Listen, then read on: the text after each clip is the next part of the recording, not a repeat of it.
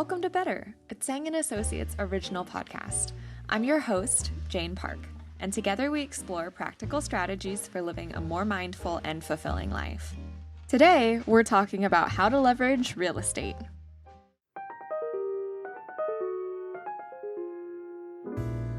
So when I'm talking about leveraging real estate, it's specifically in terms of coming up with a retirement plan, right? Basically, introducing an alternative way to save for retirement. Obviously, there's a ton of traditional vehicles when it comes to saving for retirement. We have pension plans, savings accounts, stocks and bonds, real estate investments, 401ks and other investment accounts, IRAs, like the list goes on, right? And those are pretty standard. Most people have some combination of them. But obviously, as we know, there are a ton of challenges with saving for retirement. One, it's stressful. Two, maybe we just don't make enough to really put a dent into our retirement savings. Inadequate pension funds. Sometimes people have something through their employer, but it sucks, right? The cost of healthcare and just, living now can be so expensive that it's hard to put away money for the future. And a lack of financial literacy of really just knowing what to do, or maybe just being so stressed out with all the different options that it's hard to make a decision. So all of season 2, we're going to be discussing different ways, alternative ways, and better ways to save for retirement. So here's the first one.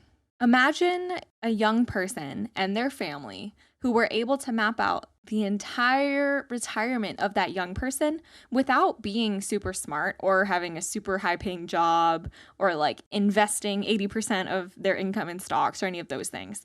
Basically, imagine this. Before going to college, the family together all come together and buy maybe just like a small townhouse or a small condo next to the university where their child was attending.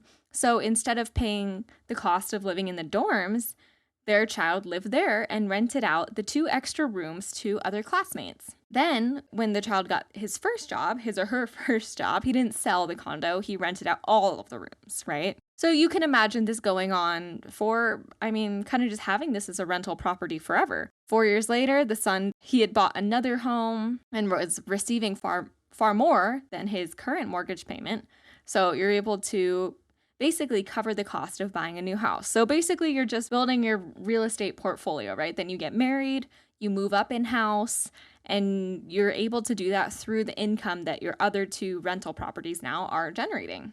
Each step of the way in this scenario, the son or child or family then slowly was able to upgrade without having to sell their homes. So there was always additional rental income to help them do that. And so ultimately, all of their retirement could be in this real estate portfolio. You don't necessarily have to have a mortgage, and your other properties are always continuously paying you in rent. So this might not be for everybody, and obviously if you're not in college or you don't have a family that's interested in this, it might not apply. But the point of this story is that seeds are always being planted, one way or another. And we can go so many different ways with what we're given. There's not just one way to do anything. So get creative. What do you think could work best for you? Did you enjoy today's topic? We aren't the ultimate experts, but we do love sharing our personal journeys, what we've been learning along the way, and in bite-sized portions too that fit easily in our busy days. If you'd like to study today's topic in more detail, we do have a YouTube series as well as in-depth Medium articles from Tsang and Associates. Your feedback helps us reach more listeners like you. See you later!